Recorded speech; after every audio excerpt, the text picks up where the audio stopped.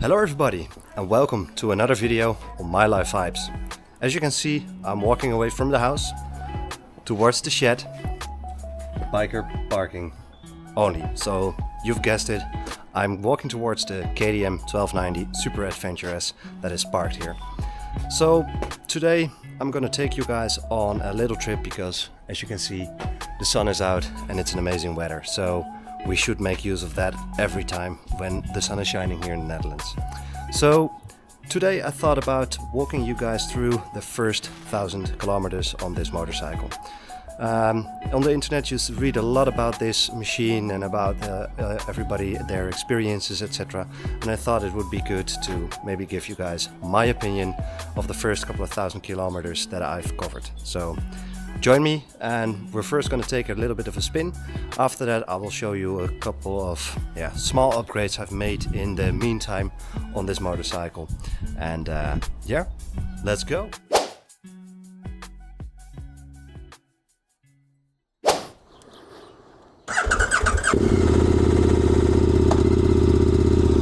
As you can see, the service light is on because we're at 1,130 kilometers. 11,000. I just took the motorcycle out of the shed and warmed it up a bit. And I'm riding here in beautiful sunny weather, a bit windy, but I'm very happy. To share with you guys an update, because the motorcycle has done its first 1,000 kilometers. At this point I'm still waiting on the appointment on the dealership, or with the dealership that I have, in order to completely give it free, because at this time this motorcycle is still limited via software. So I cannot, when I give it the full beans, it blips at about 6 or 7k in RPM, and then the fun is up, or the fun is over. So what I wanted to share with you guys today is actually a couple of things about the experience of the first 1,000 kilometers. How this machine felt compared to the BMW going on tour a couple of weeks ago. I still need to make a video about that, but sadly the content was not, I didn't have that much time to shoot things, because just having fun is also always very important. So today I thought about just having a quick ride and then tell you guys about the experience I had with the first 1,000, or actually 1,160 kilometers right now. All in all, I love this machine. It's great. Look at this, 4th gear. And here it goes. It is so quick. And also the sound this engine makes is perfect. It's great. So with that being said, I love the machine. The video is good, over, and goodbye. No, jokes. So that's funny. Tell another one. So, the internet is full about this KTM and about how people are experiencing it, and I think that some points are fair. The other points are maybe dependent. It depends on the person and what you think and what you want and what you like. Another couple of points are maybe very model specific, or maybe model year specific. I am not sure. So, but for me, I wanted to start by I think the most hated button in all of the internet regarding the KTM. That is this indicator button. People are talking about it. It's wiggly and it's really not that supportive, and it's maybe one of the worst things on this thing. Well, I must say that compared to the BMW's indicator button, no, I don't really dislike it that much. It is maybe it's reworked in this model year, maybe that is the case, I'm not sure, but it is good enough in order for me to indicate correctly, and also microwave. Also indicate correctly, and also know, look, left, press, right, press, and it feels strong enough. It's for me it's okay. there's no real worry there. So the indicator button, internet says, mwah, maybe that's the case. For me, I think it's an indicator button on a motorcycle, so yeah, it's okay. The other part that I read about a lot, and that is something that did concern me a lot, and that is the steering wobble at higher speeds. Well, obviously this machine, I haven't had the time yet in order to go full beans, because yeah, it's still a young motorcycle and I don't want to overstress it on the highway that much. But I did get it up to speed, and I must say there's no real, yeah, let's say steering wobble at higher speeds that I've seen some other people experiencing. So in that sense, maybe that is very much model specific. That could be the case, or model year specific. But luckily for me, on this 24 model year, I haven't had any issues so far. Newsflash regarding the steering wobble. I heard that KTM dealers are being trained in order to solve the steering wobble issues of some of the KTM models. Partially, they stated that they made some software enhancements that could help facilitate solving this issue. More of this is related to the preloader of the springs and some of the height adjusting of the rear spring. Additionally, yes, there might be an issue with the tires as well. I'm not sure, that is not being confirmed by the dealerships, but they are being busy with solving this issue. Also, they stated in some of the manuals of other models that there might be something regarding the bearing or the head bearing of the steering wheel, but I'm not sure. So that's the last update I got about the steering wobble. The third part that I read about is the stock Mitas tires. Well, that is a point for me of, well, maybe not concern, because there are so many electronic aids on this thing that it filters out a couple of things. But yes, the tires on this thing are crap. They are really crap. They are really not that good. So whenever the service period is coming up, I think, yeah, I am going to switch them over, because on such a motorcycle as this, yeah, you should have good rubber, because that is you only have two wheels and those should be good. So the tires are crap, and that is completely agreeable. KTM, come on, if you sell a motorcycle that's this expensive, throw in a couple of good tires. That is, I think, yeah, you could do that. So that is the tire part. Then the fourth part, or maybe fifth part, I forgot in what line of order I said, is that what I do read about on the internet a lot is how to pull wheelies on this thing, or how to, yeah, if there's a wheelie mode. At this moment I didn't find anything yet, so in order to yeah, get this front wheel off the ground, I think, yeah, you should just go to options. I currently have it in rally mode, but if you go to options and you go to the riding modes, for me, I have it in rally because I have the most options there. The ABS, I just keep it on for now.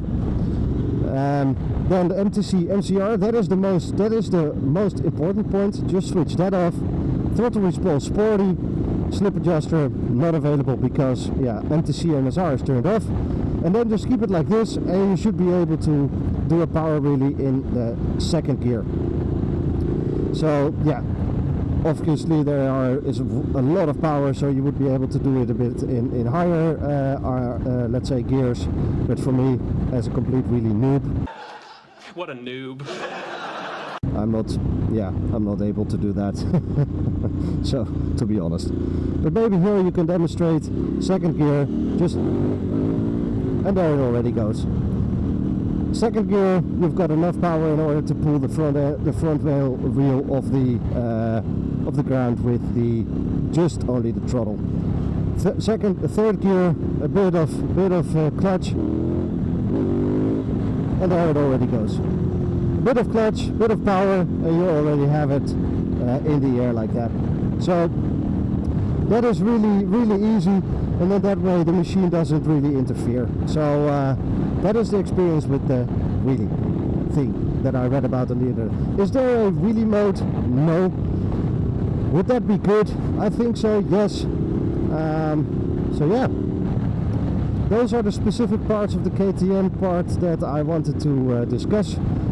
I think in terms of quality, I haven't had any issues so far, luckily, although this machine is only 1100 kilometers old, so you better have no difficulties. However, yeah, it is just a very, very nice machine. It rides good. For me, the seating position on this motorcycle was perfect, even better compared to the BMW. On longer rides, I must say that the seat of the BMW was a bit more comfortable compared to this, but yeah, 2.5 hours on a highway to get to your destination ASAP so you can have cool mountain roads. I think anybody there would be having a bit of a sore butt after 2.5 hours of riding. So yeah, what else? If you compare the experience of the KTM up until now to the BMW, I would say that yeah, there are not a lot of things that I am currently missing. Sure, the BMW might be a bit more, yeah, let's say experienced on the off-road part, that you have the feeling that hey, you can dump it in a pool of mud and then yeah, you start it up and it comes out and it doesn't really matter. So maybe that is a part, and that is more maybe feeling, because that might not be completely the case, because this is capable of a lot of stuff, more than I do with it. So that is one of the other things. The other thing that I might miss is the way the navigation is integrated on the BMW, because on the BMW it's firmly placed with a metal bracket. This has a bit more flimsy plastic bracket. I know that there are options from Touratech in order to build that in a better way, so it's a bit more secure, so you secure it behind the screen. But then again, at the BMW you had the chance to change the way it looked on the steering, and that is something I did. I did use on my BMW a lot. Certainly when there were places where you really were going into the corners and the bends really hard, and you really want to prep correctly on. Oh, there I made a mistake. You really wanted to prep correctly for the corner, but in this way, yeah, you need to go on the screen and really tap on it, on the plus or the minus, and then zoom it in. That is something I do miss, the integration on the handlebar. So maybe that is something that would be cool to have integrated in the software, with Garmin and KTM doing a bit of working together there. Maybe if Garmin and KTM are listening to this channel, I hope. Probably not, but I hope. So having that integrated into these buttons, that I can do something over there or choose to have that screen and that screen, because that is something that is possible on the BMW, the later models, the 1250s, etc. So yeah, that is something that I do miss compared to the BMW. Are there other points? No, I really like this machine. It looks great, and I am very happy with it. So there might be one other point compared to, but hey, you know, that is, I think you have it and you choose for it, and yeah, then that is that, and that is that the BMW had a cardan, or I'm not sure how that is correctly called in English, but they didn't have a chain drive, so they had like we call it a cardan as in Dutch. I'm not sure how that is called in English, but if I find a correct translation, I will put it in the screen a couple of times in text.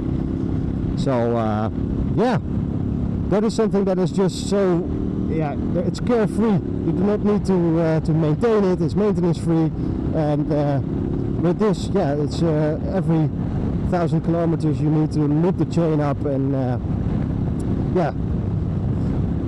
loop it up every time, and that is something that is a bit more let's say intensive, but does it really matter? No, and yeah, it is just what it is, right? So look at this. Yeah, it is great, and it doesn't matter that you glide a bit, because it's just cool. So yeah.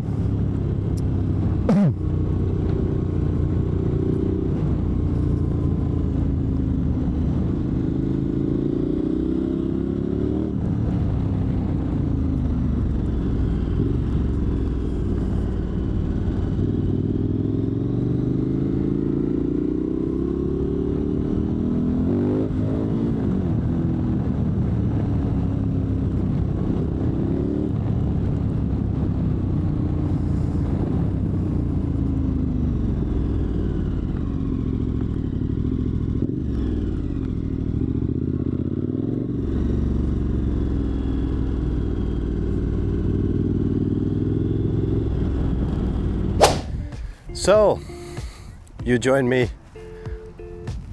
I just, quickly got off the bike. I found myself a nice spot.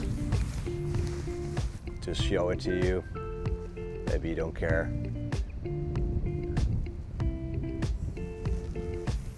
But a nice spot in order to have a quick additional chat with you guys. So, there's the motorcycle. That is something that I just like about it, right? So let's just have maybe a quick walk around now. It is out of the shed and I'll just show it to you guys right here.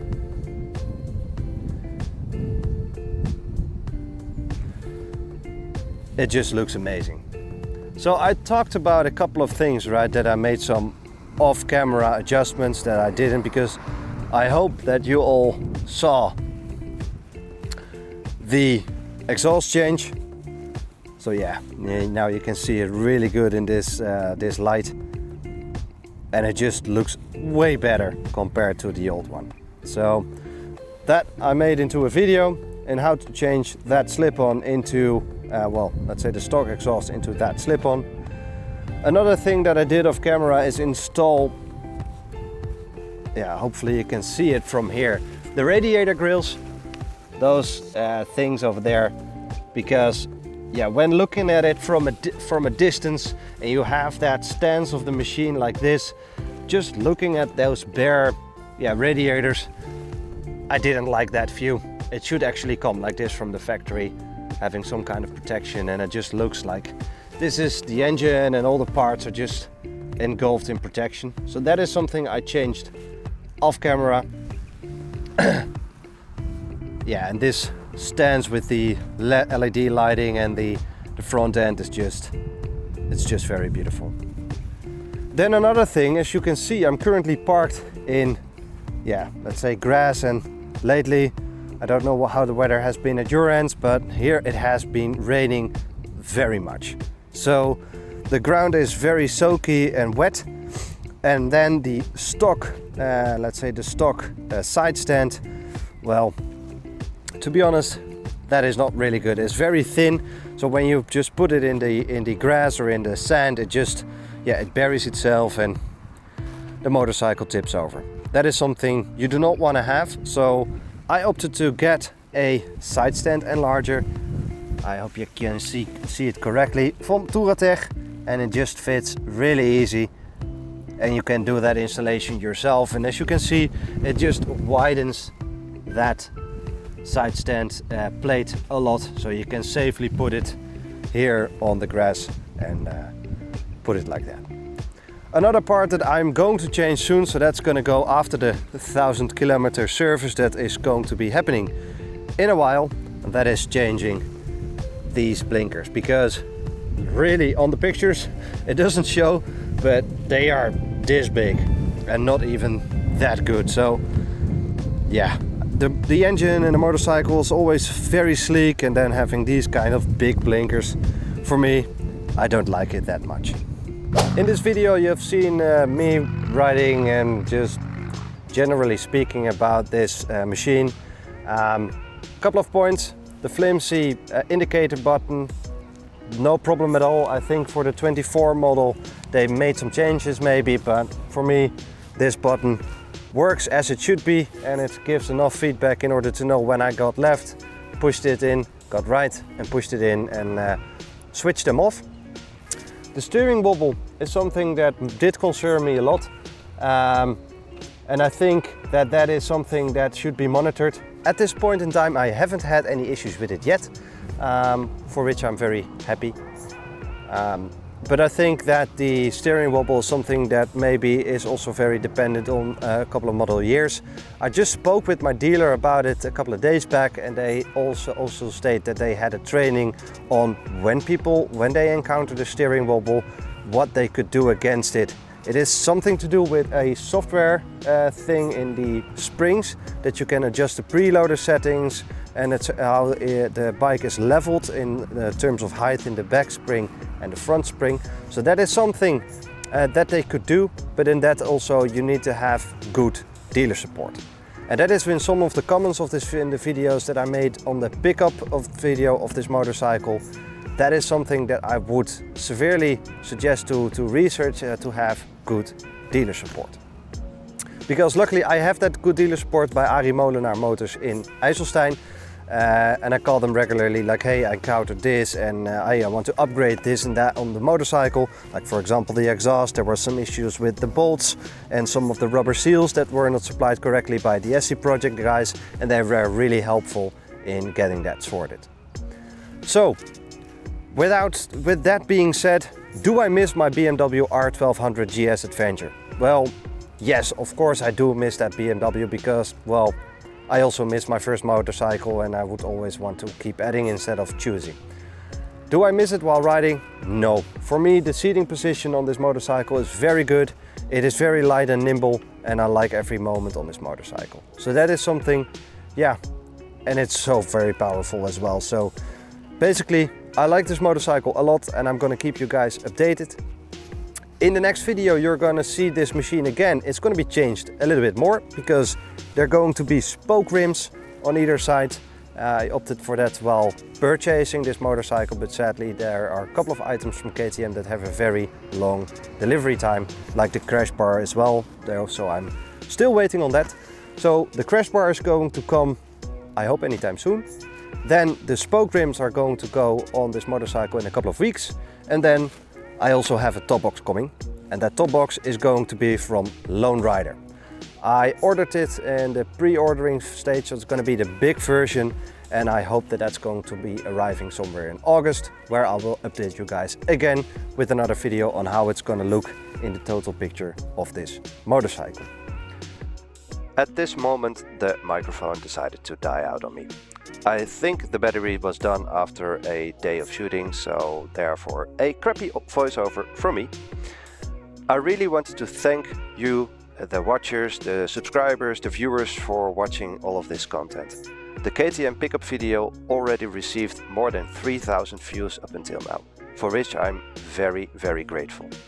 Also, the channel grew up until now to 60 plus subscribers, and I am very, very happy to see that so many people actually are watching this content. So I want to thank you for watching this video. Please stay tuned for the next video after the 1000 kilometer update, where the rims are changed. I will give an update soon, and maybe hopefully some other content is coming soon, where I am going to compare this KTM towards the KTM Super Duke GT. So please stay tuned, and I hope that if you watch this video, you will leave a like and subscribe to this channel.